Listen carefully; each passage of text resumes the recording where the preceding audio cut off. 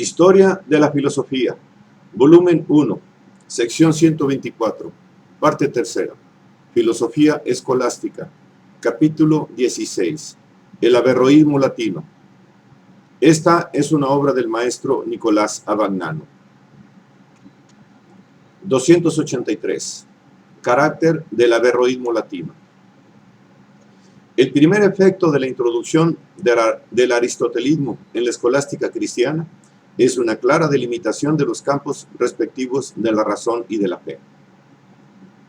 La razón es el dominio de las verdades demostradas y, por lo mismo, de las demostraciones necesarias y de los principios evidentes que son fundamento de las mismas.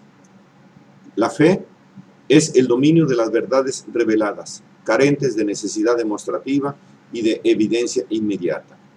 Esta distinción se mantiene sólidamente en toda la historia ulterior del aristotelismo escolástico y de toda la escolástica.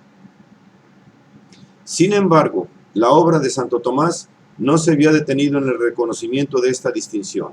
Aún más, había tenido la pretensión de avanzar más allá de la misma, estableciendo al mismo tiempo la imposibilidad de una oposición cualquiera entre los dos términos. Ya que solo lo falso es contrario a lo verdadero, decía Santo Tomás, como resulta evidente de sus mismas definiciones, es imposible que la verdad de la fe sea contraria a aquellos principios que la razón conoce naturalmente. Toda la doctrina tomista está organizada en orden a hacer imposible esta oposición. El principio de la analogía del ser, tal como lo presenta Santo Tomás, sirve precisamente para demostrar, por un lado, que la misma consideración del ser natural tiene necesidad de una integración sobrenatural y, por otro lado, sirve para situar tal integración en aquellas zonas del ser en que la capacidad demostrativa de la razón no puede llegar ni a la afirmación ni a la negación. Considérese como ejemplo el modo de tratar Santo Tomás el problema de la creación, que vendría a ser, fuera del tomismo, uno de los puntos cruciales de la disputa escolástica. La creación es una verdad de razón, es decir, demostrable. En cambio, no se puede demostrar ni que haya ocurrido en el tiempo, ni que esté fuera del tiempo, por lo que es lícito creer que haya ocurrido en el tiempo. El tomismo ha pretendido demostrar así la coincidencia de dos principios, el uno de genuina inspiración aristotélica, el otro expresivo de la posibilidad misma de la investigación escolástica. Esto es, del principio por el cual es imposible que sea falso lo contrario de una verdad demostrable. Con el principio, es imposible que una verdad de fe sea contraria a la verdad demostrable. Sin embargo, la no coincidencia de estos dos principios había sido la base del aristotelismo averroísta. El aristotelismo, o sea, la filosofía, había sido interpretado por Averroes ciertamente en un sentido más conforme a su intención original, como no necesitado ni susceptible de integraciones no demostrativas. En consecuencia, según Averroes, contenía todo lo que el filósofo debe creer, que coincide con lo que puede demostrar, y constituye la verdadera religión del filósofo, mientras que la religión revelada no es sino un modo aproximativo e imperfecto de acercarse a las mismas verdades para quien no es capaz del camino de la ciencia y de la demostración. Desde este punto de vista, no podía excluirse la posibilidad de una oposición entre las afirmaciones de la ciencia y las creencias de la fe, aunque no se tratara de una oposición entre dos verdades, sino entre dos modos de expresar la misma verdad, uno de los cuales, el de la fe, bastante más imperfecto que el otro, porque, aun siendo adecuado a su fin práctico, dirigir las multitudes por el camino de la salvación, carece de la necesidad racional propia de la ciencia. La expresión de doctrina de la doble verdad, creada inmediatamente y que todavía se emplea con frecuencia, no es muy exacta con respecto a Averroes, a los averroístas y a cualquier otro punto de vista que admita la posibilidad de una oposición entre la razón y la fe.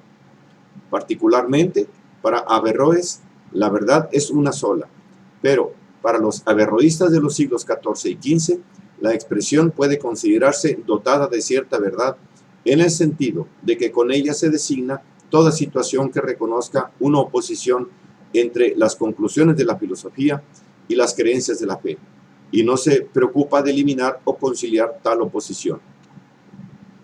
En la base del mismo y como inspiración fundamental de todo averroísmo está el concepto de la filosofía como ciencia rigurosamente demostrativa y de la felicidad del filósofo como coincidente con la posesión de dicha ciencia.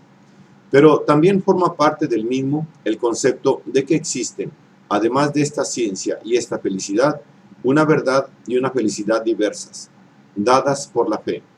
De esta forma, el averroísmo podía llegar y llegó al reconocimiento explícito de puntos de oposición entre los dos dominios, sin ofrecer un principio dirimente de tales contrastes. Esta fue la situación en que se colocó aquella corriente que desde Renan en adelante se llama averroísmo latino. Corriente cuyo alcance nos lo ha permitido conocer estudios y descubrimientos recientes, ya que las condenas teológicas a que él mismo se hallaba sometido han impedido la difusión y publicación del material historiográfico en relación con ella. Forman parte de esta corriente Siger de Brabante, Boecio de Dacia, Bernier de Niveles y Gossuino de Chapelle, pero apenas se sabe nada de estos dos últimos. 284. Siger de Brabante, vidas y obras. Siger de Brabante, maestro de la Facultad de Artes de la Universidad de París, aparece por primera vez en la historia el 27 de agosto de 1266 a raíz de los sucesos ocurridos en aquella universidad. La fecha de nacimiento ha sido fijada por Mandonet en 1235. En 1270, el dominico Egidio de Lesines, muerto hacia 1304, expuso en una carta dirigida a San Alberto Magno 15 tesis defendidas por los más célebres maestros de filosofía del estudio de París. Primero, el entendimiento de todos los hombres es numéricamente uno e idéntico. Segundo, la proposición el hombre entiende es falsa e impropia. Tercero, la voluntad del hombre quiere y elige por necesidad. Cuarto, todos los acontecimientos sublunares están sometidos necesariamente a los cuerpos celestes. Quinto, el mundo es eterno. Sexto, nunca hubo un primer hombre. Séptimo, el alma, que es la forma del hombre individual, muere al morir el cuerpo. Octavo, el alma, separada después de la muerte, no sufre el fuego corpóreo. Noveno, el libre albedrío es una potencia pasiva y no activa, y es movido necesariamente por el objeto del deseo. Décimo, Dios no conoce las cosas particulares. Onceavo, Dios no conoce lo que es diferente de sí mismo. Doceavo, las acciones humanas no están regidas por la providencia divina. Treceavo, Dios no puede dar la inmortalidad o incorruptibilidad a una cosa mortal o corporal. Catorceavo, el cuerpo de Cristo que fue crucificado y sepultado no es o no fue siempre numéricamente idéntico, sino solo relativamente. Quinceavo, los ángeles y las almas son simples, pero no con simplicidad absoluta, no porque se acerquen a lo que es compuesto, sino porque se alejan de lo que es completamente simple. Las 13 primeras tesis eran los principios del averroísmo parisino.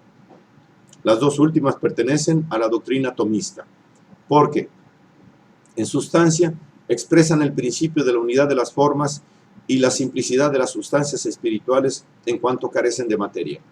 Como respuesta y refutación de estas tesis, San Alberto escribió su tratado De Quindecim Problematibus, y probablemente, a consecuencia de la refutación de San Alberto, el arzobispo de París, Esteban Tempier, condenó las 13 proposiciones a fines del mismo año 1270.